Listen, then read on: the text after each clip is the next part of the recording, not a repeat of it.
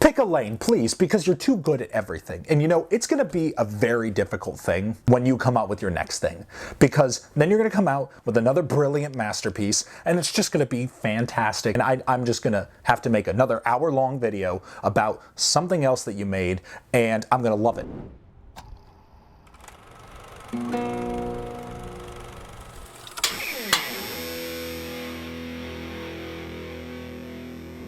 What's up, random people? My name is Keegan Luther, and welcome back to another random recommendation. Today we are reviewing Netflix's original film, Tick, Tick, Boom, directed by Lin-Manuel Miranda and written by Steven Levinson and basically Jonathan Larson. The film talks about the future creator of the musical Rent, Jonathan Larson, as he writes his first musical and tries to get it published, and it's his first week of the first big workshop this musical is ever going to have, and it chronicles his life through this period of time in the 90s. Tick, Tick, Boom is the first movie musical I have seen in a while that really uses the full extent of what it means to be a movie musical. I mean, we've had multiple movie musicals this year, whether it was In the Heights or Dear Evan Hansen, and we're going to get another one with West Side Story, and I mean, Cyrano as well is a movie musical, and this is just a year for movie musicals in general. Here's the thing. I feel that a lot of movie musicals don't understand what it means to be a movie musical. Mainly movie musicals seem to be trying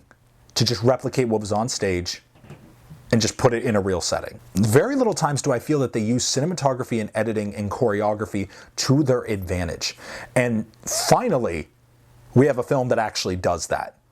And leave it to Lin-Manuel Miranda, the almost EGOT, brilliant mind that it is Lin-Manuel Miranda. Our Lord and Savior, Lin-Manuel Miranda.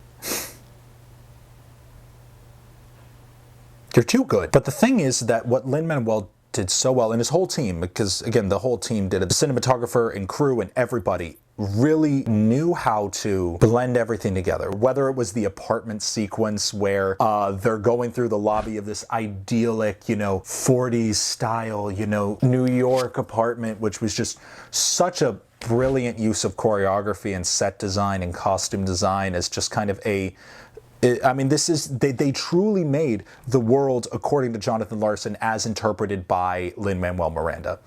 And hearing him talk about how faithful they were to a lot of the places and things and how Jonathan Larson is just inspiring. And so that's why I called this review Finally, because I've been waiting for someone to really use what musicals can offer as well as what film can offer and mesh it together to make something that you could not do on stage to the degree that they did it, which that's what this is. And this told so much more than if they just told the story of Jonathan Larson in a Bohemian Rhapsody style. This was truly an experience that could only be done this way. And that's what I mean by this. Now, here's the thing. This is a really difficult review to do, I'll be honest, because I want to make sure that this review is as spoiler-free as possible, but it's kind of hard when we're dealing with a historical event and a real person. So, I will say this, if you're not interested in finding out anything about Jonathan Larson's life right now in this review, just know I really recommend this musical, and I think that if you have an interest at all in artists, in music, in musical theater, or in just history, or watching why artists do what they do, this film is for you. I recommend it. 5 out of 5. Andrew Garfield is phenomenal. Lin-Manuel Miranda's direction is impeccable, especially for his first film cinematic directorial debut. The music is just incredible and enriching, and as an artist myself and can relate to a lot of the stuff that is talked about in there, I have to say that it is very authentic and very heartfelt and will leave you singing, but leave you thinking, as well as just grateful to be alive. Now, having said that, here's some minor spoilers. Now, this is addressed in the first 5 minutes of the film, so I don't even think that it's really a spoiler, because they catch you up pretty quickly on Jonathan Larson's life.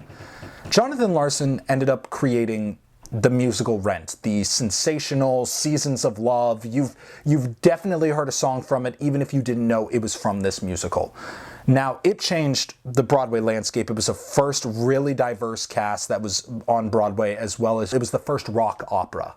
And it really changed musical theater history. Jonathan Larson died the night before Rent had its off-Broadway premiere. So he never knew the impact that his work had. Now, the only reason I talk about that is this is one of those films that, as I said in the opening of this video, it's incredibly well made, and if you're looking just for that, I mean, go ahead, it's brilliant. Watch it on Netflix, and good, I'll see you next time. But y'all came here to hear my thoughts. And this is one of those films that I obsess over because there's so much that goes into the detail, the meta creation of this film. Because Lin-Manuel Miranda, who you know probably from creating stuff like the music to Moana, to the new Encanto, to Hamilton is his big claim to fame, but before that he did In the Heights, and just so many other things that you probably don't even know that he did. What's so cool is if you listen to him, the reason he wanted to make this movie was because when he was a kid, his Hamilton was Rent. And he got tickets when he was 17 to go and see this musical. And his parents took him, and it changed his life. It was the first musical he felt he might want to write something like that someday. Obviously that worked out really well for him, but it was Tick, Tick, Boom. Later on in his life, he saw an off-Broadway production of it, which Tick, Tick, Boom, as a musical, was Jonathan Larson's kind of autobiography. Jonathan Larson wrote it. He was kind of workshopping it as kind of a one-man show. In the movie, it's presented more as like a three-person show, and I believe that's how the stage production is done now.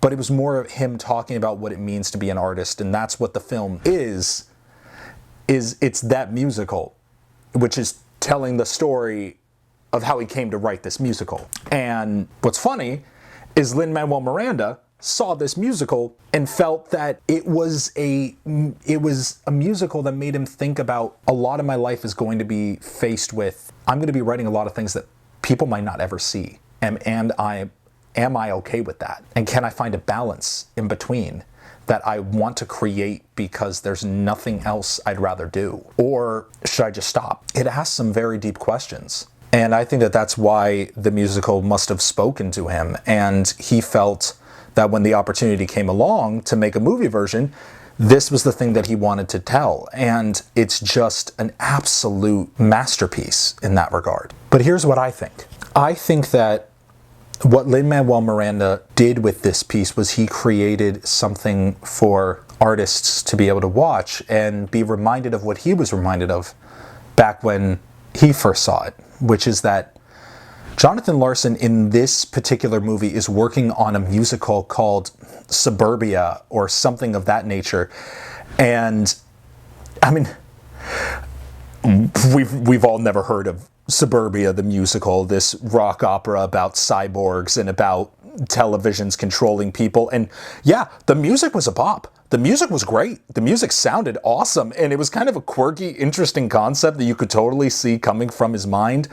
However, no one's ever heard of it. Yet that was the thing he focused all of his effort on.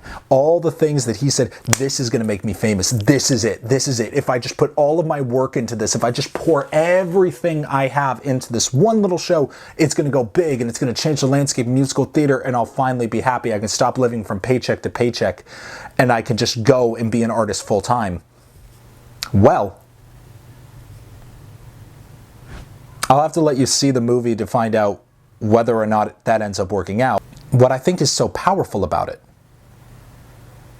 is there is a message in the piece that says, and then you write the next thing. And that's the thing I think that this film really reminds everybody of, whether you're an artist or somebody that has a dream or kind of talked about it, is you got to remember there will always be the next thing. And you got to keep going. You can't rest on your laurels. You can't stop. You can't just be satisfied with reaching the top of the mountain. There's always more to climb. That's what life is. But it's kind of like that great adage that it's not the destination, it's about the journey. And I just think that this is what this film really nailed, was that. And I fear that there will be people that will look at this film as another Fight Club or Wolf of Wall Street, in the sense that there are people that take those films and don't understand the meaning and take it out of context and kind of misinterpret it and don't understand that those things are satires and they are trying to make fun of this horrible thing that things happen, but people will take those qualities to be admired. I think what Lin-Manuel Miranda nailed with this is that Jonathan Larson ignored a lot of people in his life to a detriment to himself. And by the end, he has to realize what truly makes life worth living, what truly does it. And that's what he ends up creating in the musical that you will watch. And I don't think that anything I'm saying truly spoils anything, in the sense that it's all about this journey. And it's about how Lin-Manuel Miranda takes you on this journey. And as someone who feels like I am trying to be that, to Lin-Manuel, this was something that resonated with me, and he's always resonated with me.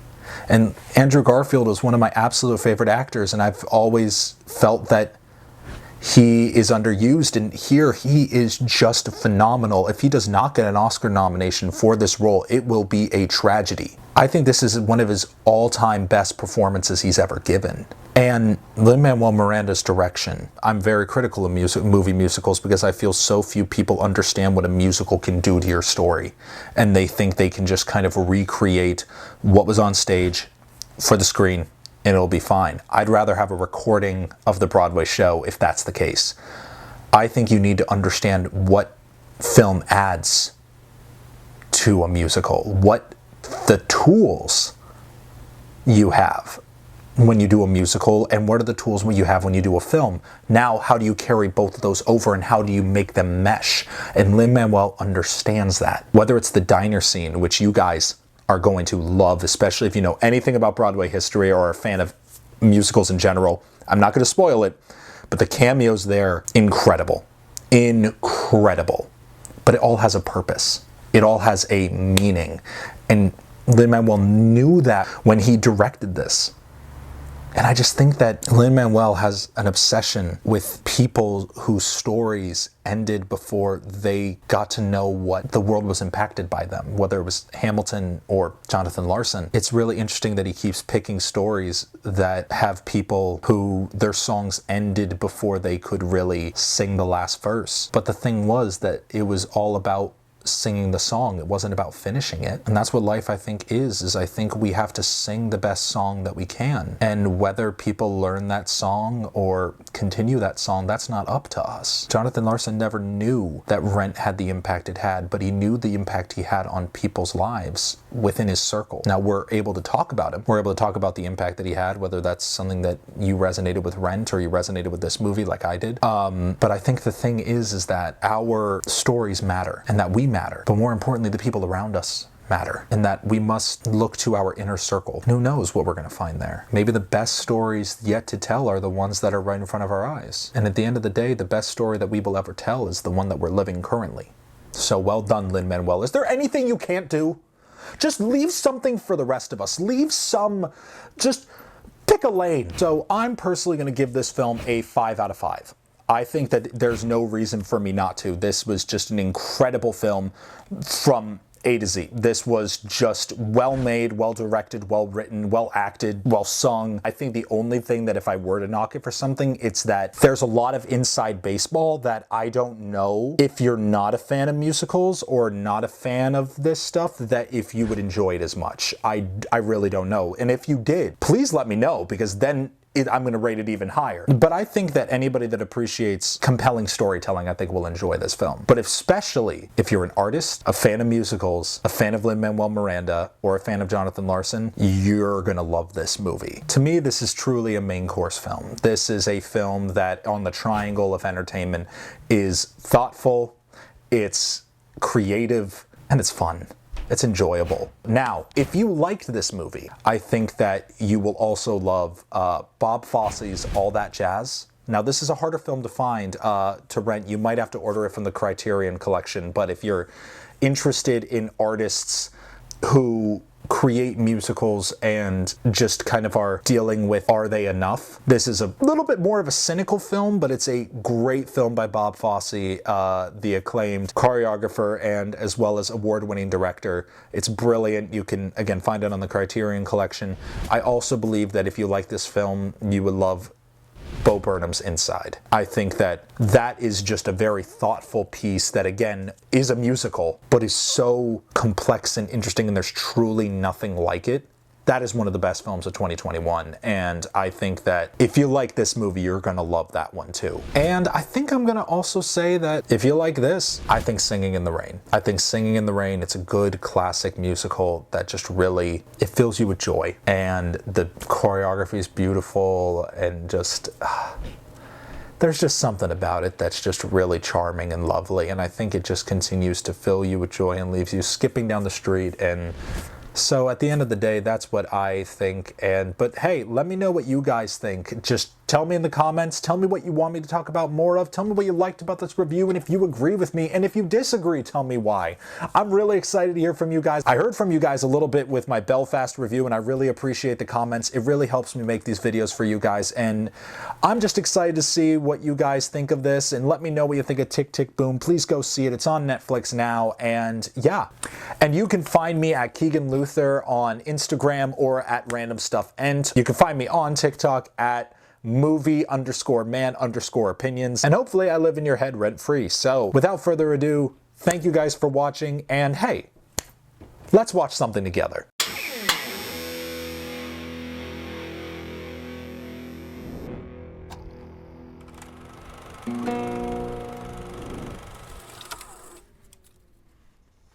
Oh, hi, I didn't see you there. Well, I hope you enjoyed the video, and if you did, please like and subscribe, and check out some of these Totally Not Randomly Chose videos. I mean, I think you'll like that one. I don't know, just right there.